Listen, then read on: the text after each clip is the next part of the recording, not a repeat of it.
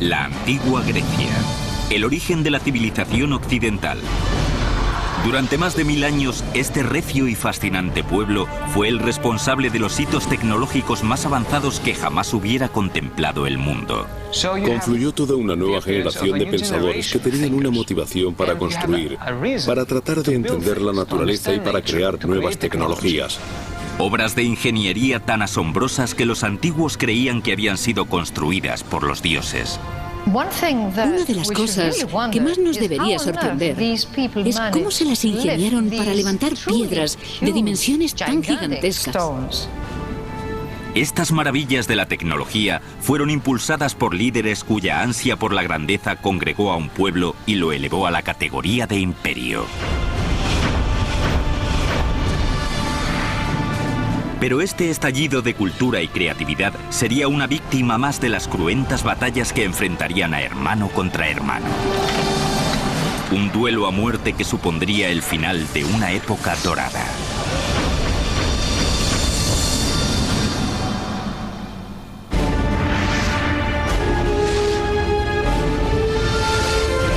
La construcción de un imperio, Grecia. Septiembre del año 480 a.C. Empieza a despuntar el alba sobre la isla de Salamina y sobre el estrecho que la separa de la península griega. La quietud del mar no hace pensar que en pocas horas aquí se librará una sangrienta batalla que al final del día teñirá de rojo el Mediterráneo. En juego, ni más ni menos que el futuro y la independencia de Grecia, una nación de islas y ciudades-estado situada en las proximidades del mayor imperio del mundo conocido, Persia.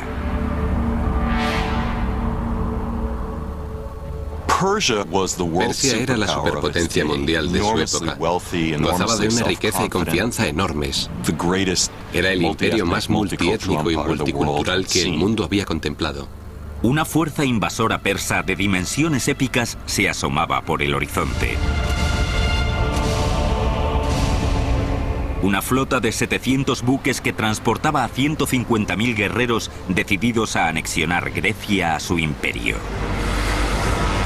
Pero un almirante y estadista griego llevaba preparándose muchos años para un momento así, y estaba listo para la batalla. Se llamaba Temístocles. Pero hacerle frente a Persia, la mayor superpotencia mundial de aquella época, no sería tarea fácil para Temístocles. Hola, soy Peter Weller. En primer lugar, la flota persa doblaba en número a la griega.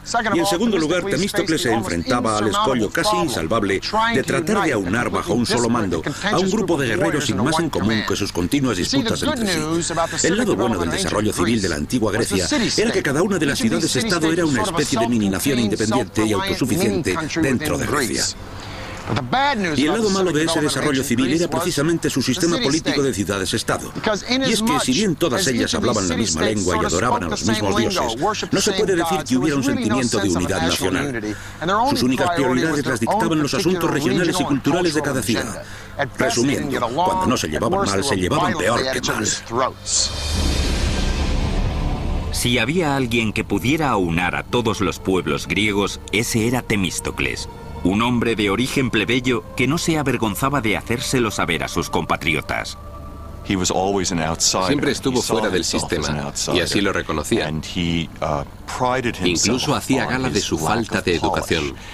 Solía decir que, aunque no tuviera ni idea de afinar una lira ni de entonar una melodía, sabía todo lo que había que saber para hacer grande y libre una ciudad. Para Temístocles, el ejército persa no era ningún desconocido. 10 años antes, un pequeño contendiente imperial ya había invadido Grecia por primera vez y había combatido contra los atenienses y sus aliados en Maratón. Temístocles aprovecharía esa experiencia en la batalla que se avecinaba en Salamina y basaría su estrategia en un punto débil que ya había detectado en la máquina de guerra persa, su flota. Se dio cuenta de que el mar no era el elemento natural de los persas. Persia era una potencia terrestre. Tanto era así que su religión consideraba el agua marina como algo demoníaco. Temístocles quería que los griegos construyeran una flota naval sin parangón en la historia. Enseguida comenzaron a trabajar a velocidad de crucero para armar un total de 200 trirremes, las embarcaciones más mortíferas de la antigüedad. Un trireme tiene una eslora de casi 40 metros. Es ligero y estilizado y está rematado con un espolón de madera cubierto de bronce al nivel del agua. Ese es el arma ofensiva del trireme. Se podría decir que era una especie de misil tripulado. El trireme era empujado por 170 remeros apostados en 3 niveles distintos, 62 en el nivel superior, 54 en el medio y 54 en el inferior. En este último, los remeros estaban sentados a tal profundidad que las portillas de los remos no levantaban más de 45 centímetros de la superficie del mar. Era un barco de madera impulsado por remos. Podía alcanzar los 8 o 9 nudos de velocidad, algo asombroso para la edad antigua, y podía atacar con un misil.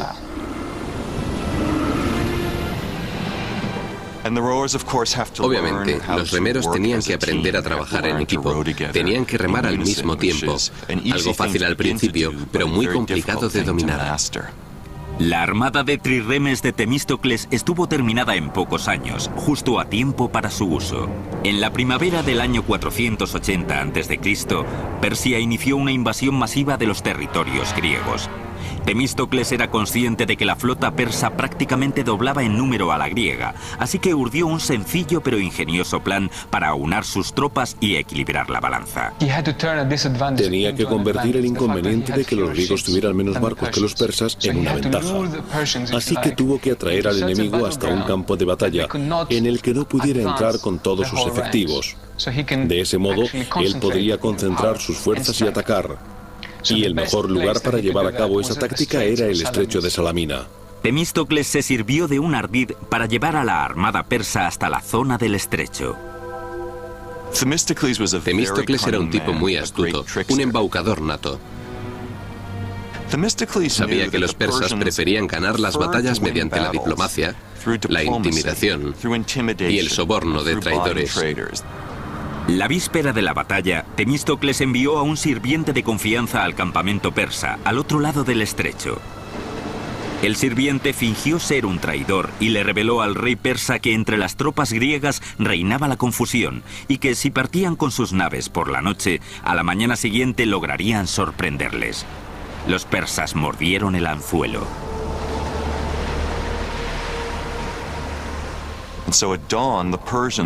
Al amanecer, descubrieron con gran sorpresa que la flota griega, lejos de emprender la huida, se encontraba en posición de ataque y que ellos, los persas, tendrían que luchar. Fue una jugada maestra por parte de Temístocles. Lo que se encontraron fueron 200 trirremes impulsados por 34.000 remeros griegos en línea de ataque. Los persas no tenían forma de maniobrar en las estrecheces de aquellas aguas. Temístocles les había tendido la trampa perfecta. Durante todo aquel día, los griegos fueron una a una rodeando a las embarcaciones enemigas para embestirlas con sus espolones. En aquella batalla murieron millares de soldados persas. Fue una batalla tan confusa, caótica y desconcertante que al final del día los griegos ni siquiera estaban seguros de haber vencido.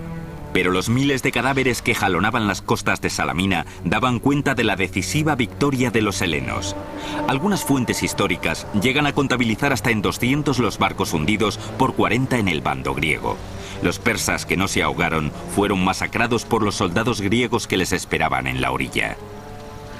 Si los griegos no se hubieran impuesto en la batalla de Salamina, es posible que el mundo occidental actual no hubiera heredado los valores de la civilización griega.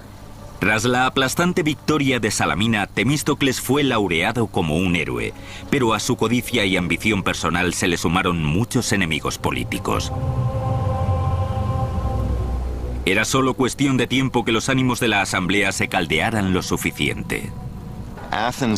En aquella época, en Atenas se practicaba lo que llamaban el ostracismo, un concurso de impopularidad anual en el que la gente votaba al político que consideraban más perjudicial y peligroso para el devenir de los asuntos de Estado y lo enviaban al exilio durante 10 años.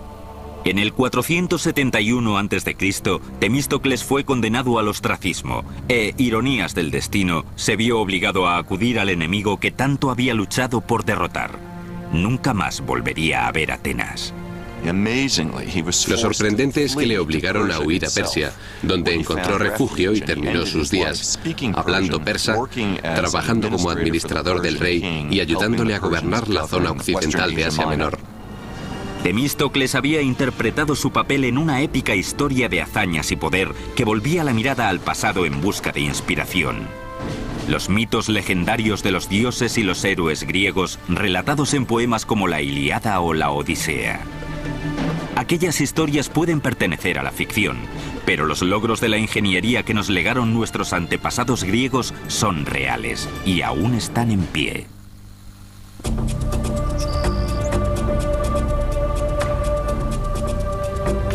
En el año 1300 a.C., un pueblo que hablaba una variante rudimentaria del griego había ocupado grandes extensiones de la península helénica. Se trataba del pueblo micénico, cuyas guerras y escándalos, logros y hazañas alimentaron durante años la leyenda y pusieron los cimientos de la civilización griega.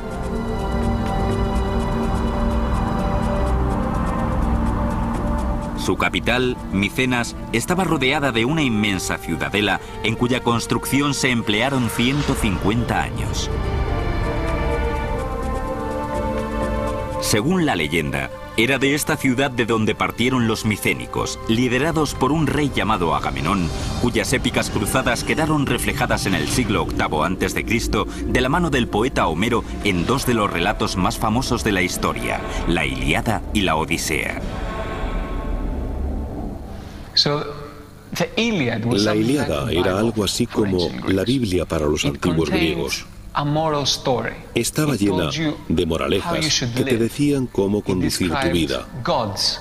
Describía a los dioses y la religión, pero también el carácter humano, y proponía ideas sobre las que reflexionar. Los relatos de la Ilíada y la Odisea forman parte del imaginario occidental. El rapto de Helena por París, el asedio de Agamenón a Troya durante 10 años y el gigantesco caballo de madera que los griegos usaron para entrar en Troya y destruir la ciudad. A pesar de lo heroico de las hazañas de Agamenón durante la guerra troyana, su recibimiento en Micenas no fue precisamente el que se le brinda a un héroe. Fue asesinado por su propia esposa.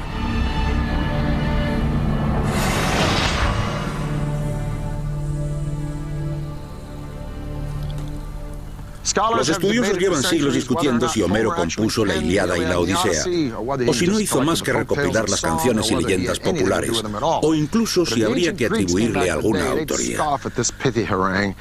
Aunque para los antiguos griegos todo este debate no sería más que una discusión bizantina, ya que ellos no consideraban a Homero ni un cantautor ni un escritor de bestsellers del 3 al 4. Homero era un historiador y esas leyendas no eran para contárselas a los niños antes de acostarse. Eran hechos verídicos.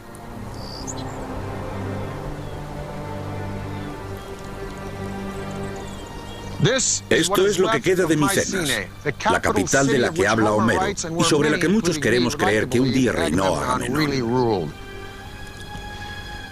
Estas ruinas nos demuestran que aquellos primeros griegos no solo dominaban las técnicas arquitectónicas, sino que eran capaces de verdaderas obras de arte. A medida que nos acercamos a Micenas, lo primero que vemos son los muros de la fortificación. Resultan verdaderamente impresionantes. A una le invade una sensación de majestuosidad. Los muros de la ciudadela de Micenas están reforzados con bloques de piedra de unas 10 toneladas de peso cada uno. Fueron diseñados con tal precisión que cada bloque encaja perfectamente en su lugar junto a los demás.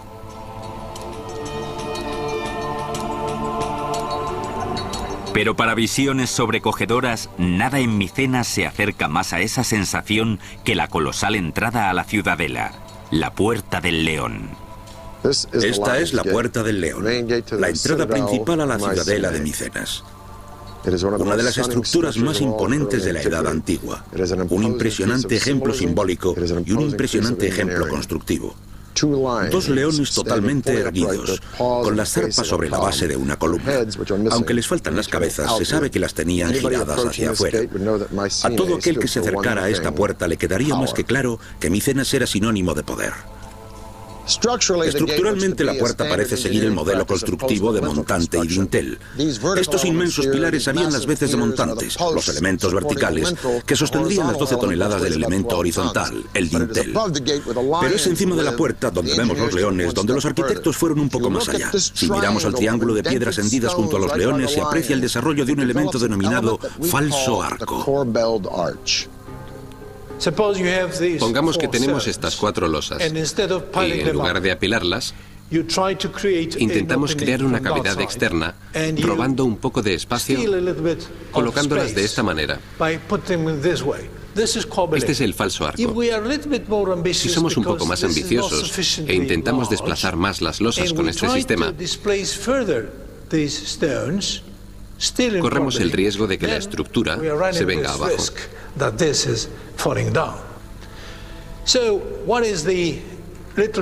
¿Cuál es el truco para ganar más espacio y evitar la inestabilidad? Muy sencillo. Colocar contrapesos detrás de las losas escalonadas. Este triángulo, en primer lugar, hay que decir que se trata de una verdadera innovación micénica. Es la primera vez que se veía algo así, seguramente en todo el mundo. Así que era algo realmente novedoso. Pero los arquitectos micénicos llevaron el falso arco un poco más allá. Aprovecharon la idea para crear un revolucionario espacio interior llamado falsa cúpula. Esta cúpula solo se había utilizado en un tipo de construcción, las tumbas. Al igual que los egipcios, los micénicos erigieron estructuras increíbles para albergar a sus líderes en la otra vida. A estas tumbas se las denominaba zolos.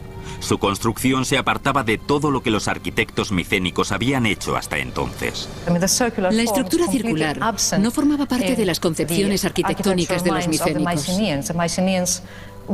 Ellos trabajaban con líneas y ángulos rectos. Así que el círculo era exclusivo de este tipo de estructura. Lo que nos lleva a pensar que quizá era visto como un símbolo de la muerte. La construcción de los zolos era toda una hazaña.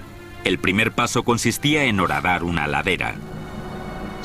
Primero se cavaba una trinchera que formaría el dromos, que en griego significa carretera o camino. En este caso, es un sendero hacia la tumba, flanqueado por estas losas almendradas dispuestas a lo largo y a lo ancho. Hace 3.200 años, en el 1200 a.C., cualquier visitante que avanzara por este dromos contemplaría la impresionante e imponente estructura de esta puerta de acceso. La puerta estaba enmarcada por 2 gigantescas columnas esculpidas en mármol verde macizo, con diseños ascendentes en zigzag y en espiral. Cada una de estas enormes piedras tiene más de 75 centímetros de altura. Hay 33 hileras de piedras dispuestas en una estructura cónica, y cada hilera tenía que sobresalir un poco para conseguir este efecto de falsa cúpula. Luego se igualaba la superficie para suavizar la forma. Para poder estabilizar la estructura, se necesita una presión constante de fuera hacia adentro, como la que ejerce la tira metálica sobre los tablones que dan forma a los barriles. Esta presión venía de la tierra. A medida que construían, acumulaban tierra alrededor, de tal manera que cuando habían terminado la estructura de colmena del interior, al mismo tiempo habían formado todo un montículo de tierra alrededor. Cerca del año 1100 a.C., esta primera civilización griega se desintegró y desapareció súbita y misteriosamente. Hay muchas teorías sobre lo que ocurrió. A mi parecer, la principal habla de las tribus bárbaras que vinieron de las estepas y atacaron a las civilizaciones de Egipto y de Mesopotamia, y que acabaron con sus rutas comerciales. Ese sería su fin. Con la caída de Micenas, Grecia entró en una etapa oscura. Durante 4 siglos su cultura se sumió en un profundo sueño. Hasta el siglo VIII a.C., cuando las ciudades-estado empezaron a desarrollarse y florecer. Cada una de ellas forjaría su propia identidad y competiría con las demás por hacerse con el dominio económico, militar y tecnológico. Una isla en concreto, Samos, sería conocida por una de las proezas que más asombraría a los antiguos: mover las montañas para llevar el agua hasta los pueblos.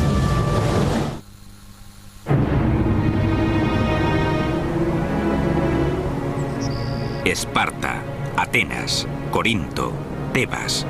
Son solo algunas de las más de 100 ciudades-estado que surgieron por toda Grecia 400 años después de la desaparición de la civilización micénica. Antes del advenimiento de la democracia, los destinos de muchas de estas ciudades estaban regidos por un único mandatario, denominado tirano.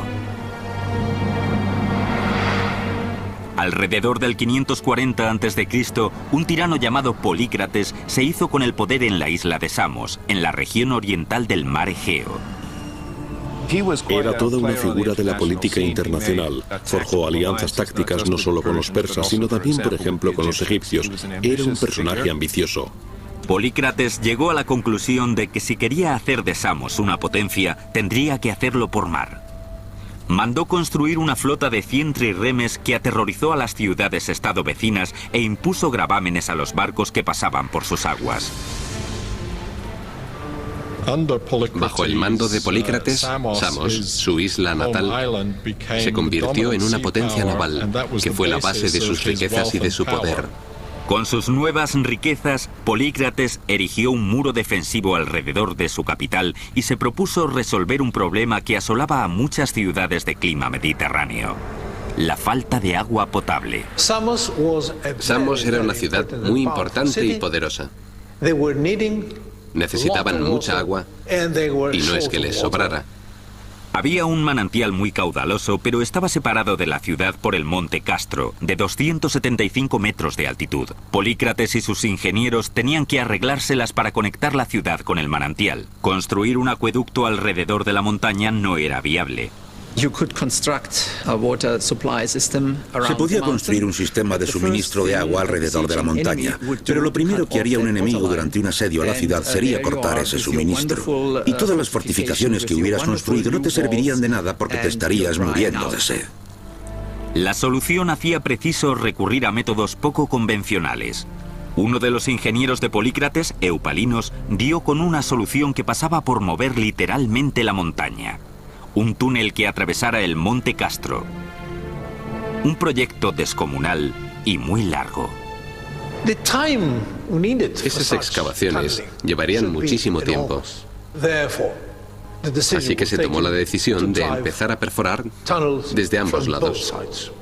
Se trataba de un problema técnico y matemático.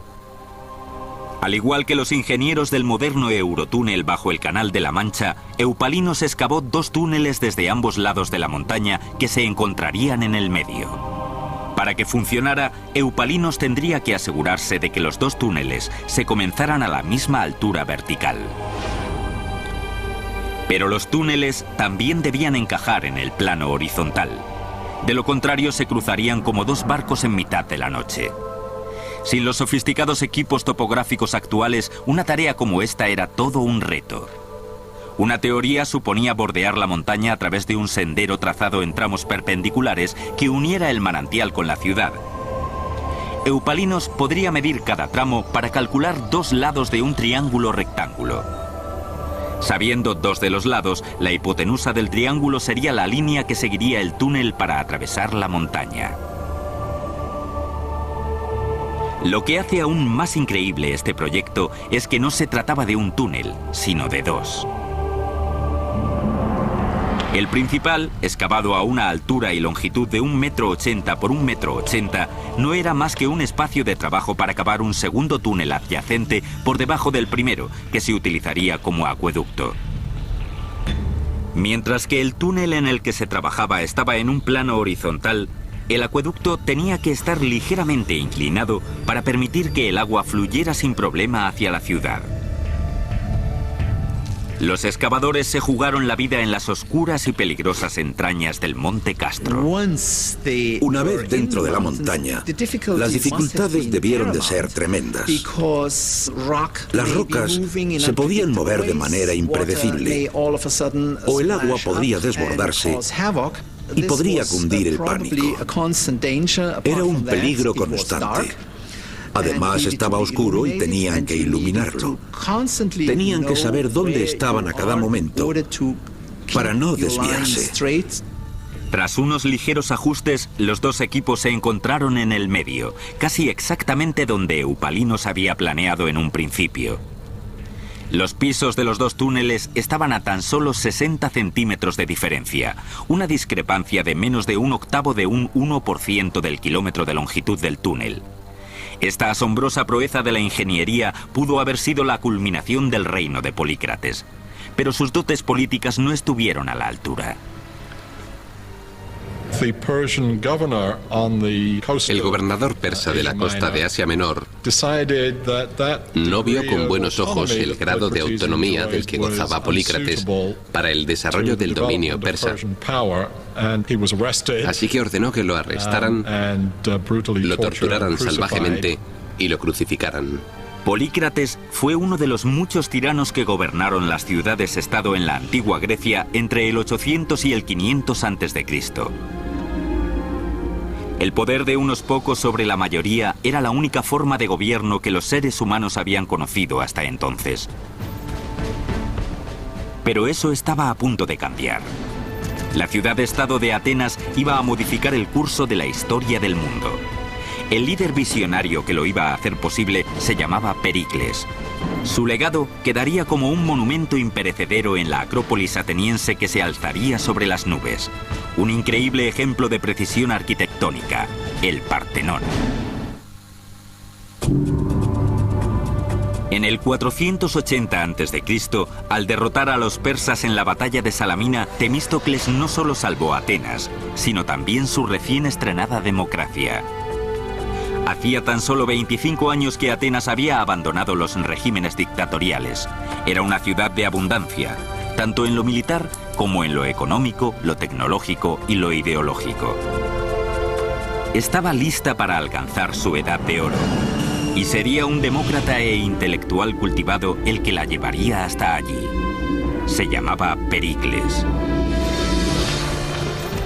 Pero Pericles también reforzaría el dominio ateniense sirviéndose de amenazas, sobornos e incluso de la fuerza bruta. Pericles procedía de una de las antiguas familias aristócratas de Atenas. No era raro que en este tipo de entorno social se hiciera carrera política y militar. Su ascenso al poder comenzó cuando en su juventud fue nombrado estrategos, uno de los 10 hombres encargados de dirigir el ejército y establecer las directrices de los asuntos exteriores.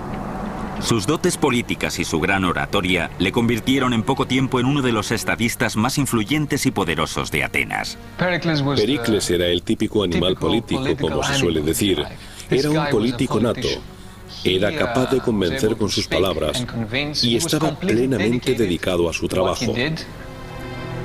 Pericles se hizo con el gobierno de la ciudad en el 461 a.C. Gracias a la flota de trirremes que había construido Temístocles, la armada ateniense no tenía rival en el Mediterráneo oriental. Pese a la derrota del imperio persa en la batalla de Salamina, la amenaza de otra invasión seguía cerniéndose sobre los griegos.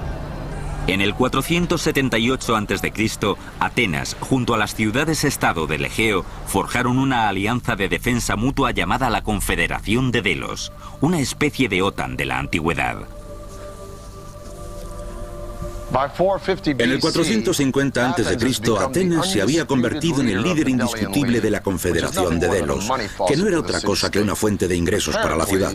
Y Pericles, como líder indiscutible de Atenas, supo destinar esos ingresos a la construcción de gigantescos edificios públicos que reflejaban el esplendor y la grandeza de Atenas. Según la leyenda, Poseidón, el dios griego del mar, y Atenea subieron hasta la Acrópolis para competir por el patronazgo de la ciudad. El resultado lo decidirían sus habitantes. Poseidón golpeó el suelo con su tridente y brotó un manantial. Atenea hizo lo mismo con su lanza y brotó un olivo, que no solo prometía sustento para los griegos, sino también una fuente de riqueza comercial. Así fue como Atenea se convirtió en la patrona de la ciudad. A lo largo de los siglos se erigieron varios templos a la diosa, la mayoría de ellos derruidos. Pero le correspondería a Pericles legar al mundo el epítome de la arquitectura griega de la antigüedad, el Partenón.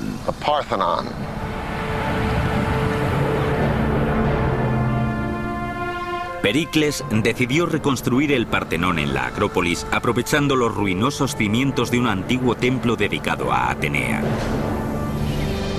Se necesitaron miles de trabajadores y de artesanos para dar forma a este majestuoso templo. Y costó más que cualquier otra construcción griega hasta la fecha: 30 millones de dracmas, es decir, miles de millones de euros. Es una cantidad astronómica, pero no hay que olvidar que se trataba de un gigantesco proyecto estatal. La descomunal construcción dio comienzo en el año 447 a.C. El Partenón tendría una longitud cercana a 2/3 de un campo de fútbol, con un perímetro de 70 metros de largo y 33 de ancho. El primer reto era extraer el mármol de una cantera situada a 16 kilómetros de la ciudad. En total, se necesitarían unas 30.000 toneladas de piedra blanca y fina. En la cantera se usaban las grietas naturales de las rocas para separar los gigantescos bloques de mármol de la ladera. Lo primero es localizar las grietas y calcular si la pieza de mármol se ajusta a mis necesidades concretas. A continuación, hay que colocar cuñas en las grietas horizontales y verticales. Las cuñas no podían ser de madera. Tenían que ser de hierro, porque se les podía imprimir mucha más energía al martillearlas al mismo tiempo. La idea era que la tensión concentrada ayudara a quebrar y a agrietar aún más el material. Una vez listos los bloques, los obreros usaban palancas, sogas y poleas para mover el mármol y prepararlo para su traslado a la Acrópolis. Pero los accidentes eran frecuentes. El riesgo de que estos grandes bloques se desprendieran y mataran a alguien era enorme. Pero extraer y transportar el mármol desde la ladera de la montaña no era más que la mitad del camino. Los ingenieros del Partenón tenían que encontrar la manera de elevar estos mamotretos de mármol de 10 toneladas y erigir el mayor templo que el mundo hubiera contemplado. En julio del 447 a.C., dieron comienzo los trabajos de construcción de un majestuoso templo en la Acrópolis ateniense. El Partenón fue el legado de Pericles, un ambicioso líder que llevaría a Atenas a una edad de oro nunca vista en Grecia. Era una declaración: somos la ciudad más poderosa de Grecia, somos el centro de la democracia y de la libertad de pensamiento, somos el mejor pueblo, tenemos el mejor ejército y la mejor flota, somos los líderes. El Partenón se alejaría del modelo clásico de la época, que consistía en una planta hexagonal con 6 columnas en cada punta y 13 en los lados. El Partenón seguiría un patrón octogonal más grande, de 8 por 17 columnas. Sería una construcción muy distinta, porque hasta entonces todas tenían las mismas proporciones. Pero al hacerla más grande, hay que ampliar la escala y darle una dimensión extra. Las columnas soportaban el grueso de la estructura. Cada una estaba compuesta de 11 tambores apilados unos encima de otros como si fueran fichas. Estaban tallados de tal manera que formaban una columna perfecta.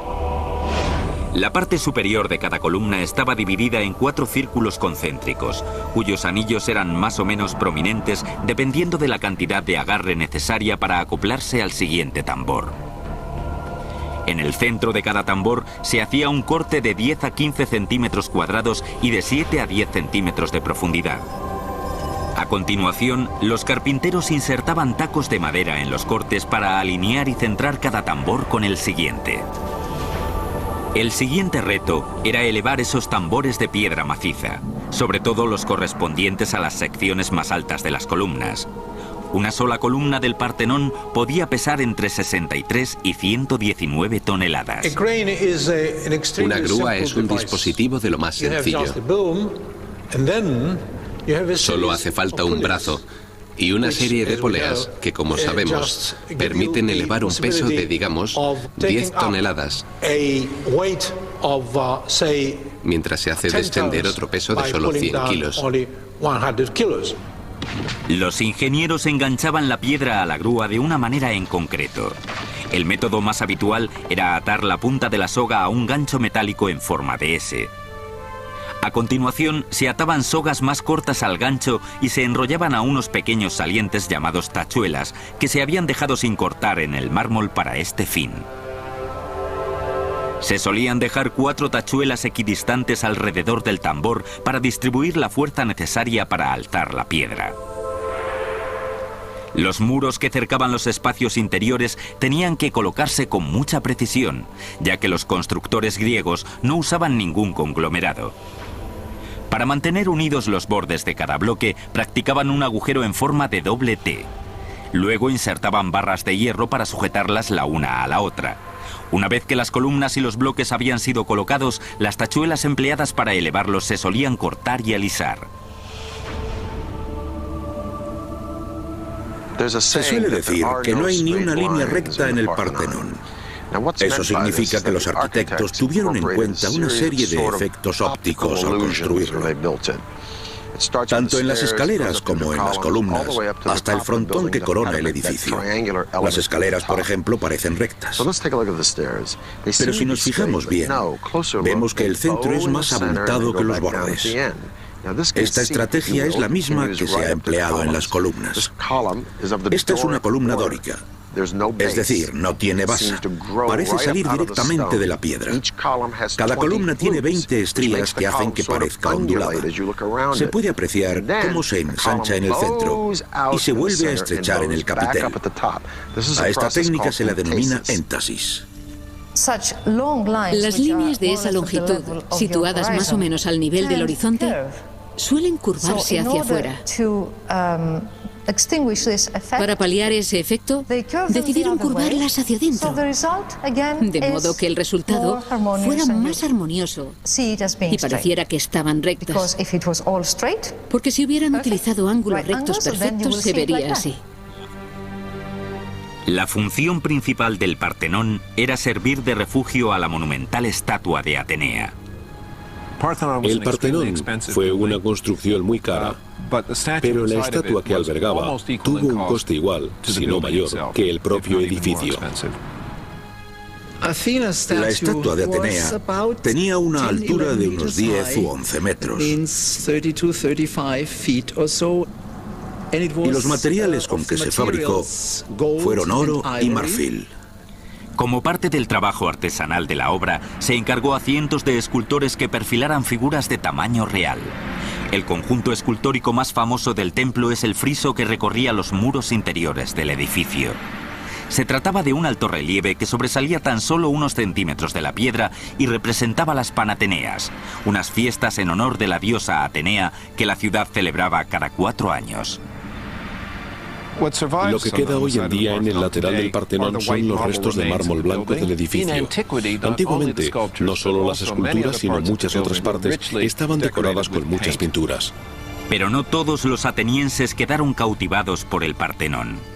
Algunos lo consideraban un adefesio, además de un monumento a la gloria de Pericles. Muchos atenienses odiaban el Partenón y los demás templos. Los veían como una afrenta, como algo horrible. A Platón, por ejemplo, le horrorizaban. Eso era lo que pensaban muchos atenienses cuando miraban a sus lugares sagrados y veían esos edificios tan novedosos, que no tenían nada que ver con el pasado. Las voces de descontento no se dirigían únicamente al Partenón. A medida que Pericles seguía ampliando el dominio de Atenas, sus rivales empezaron a conspirar contra él. No tardaron en arremeter contra sus socios más próximos. La primera de la lista era una bella y cultivada mujer llamada Aspasia, un miembro de la élite social de las heteras y consorte de Pericles.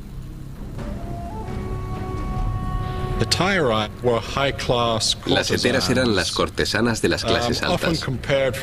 Se las suele comparar con las geishas de la cultura japonesa.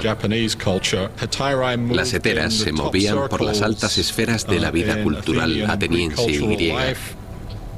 En la Atenas clásica, el papel de las mujeres estaba subordinado al de los hombres, pero Aspasia era la excepción a la regla. Pericles la trataba como una igual y su consorte enseguida pasó a formar parte de la élite ateniense. Pero ellos se convirtieron en una pareja muy conocida y, para sorpresa y cierto escándalo del pueblo ateniense, Pericles se atrevía incluso a besar a Aspasia en público.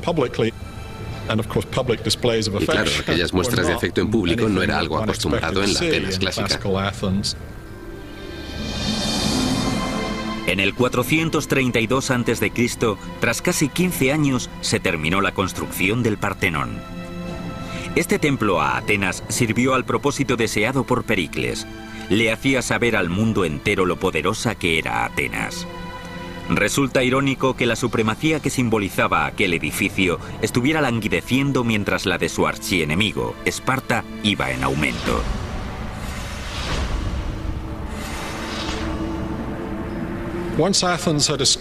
Una vez que Atenas había establecido este gran sistema de alianzas, o como algunos lo llamaban, este imperio ateniense, y podría decirse que lo era, se fue despertando el recelo de los espartanos ante el poder creciente de Atenas, hasta que en la década del 430 a.C.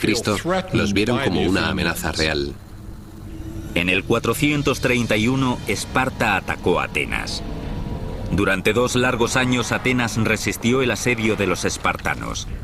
Pero la gloriosa ciudad de Pericles estaba a punto de ser asolada por un enemigo invisible. Tras un par de años, debido a la superpoblación de la ciudad, la enfermedad, al parecer procedente de Oriente Próximo, se cebó con los atenienses. La conocida como Plaga de Atenas diezmó la población de la ciudad. Pericles, a sus 60 años, sobrevivió a la plaga, pero quedó físicamente debilitado y fue el principal culpable de la caída en desgracia de la ciudad. En el 429, cuando la plaga y la guerra aún se cernían sobre su amada ciudad, Pericles murió.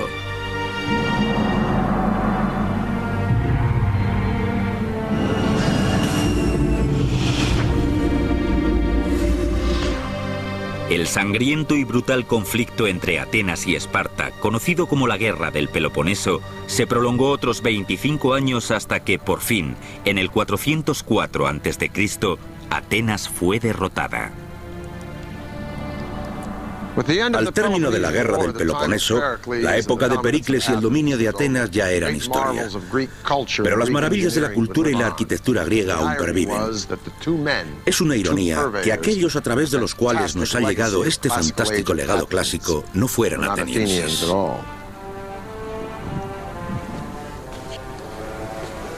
Los nombres de estos 2 mandatarios son sinónimo no solo de conquista, sino también de helenismo, es decir, de la difusión del ideal griego por todo el mundo hasta el día de hoy. Uno fue Filipo II de Macedonia y el otro su propio hijo, el hombre que sería la envidia de todo general y emperador desde Julio César hasta Napoleón o el general Patton, el hombre que atravesaría la mayor parte del mundo conocido en tan solo 33 años de vida, el estudiante de Aristóteles que se autoproclamaría Dios, Alejandro Magno. Desde el Partenón, Peter Weller.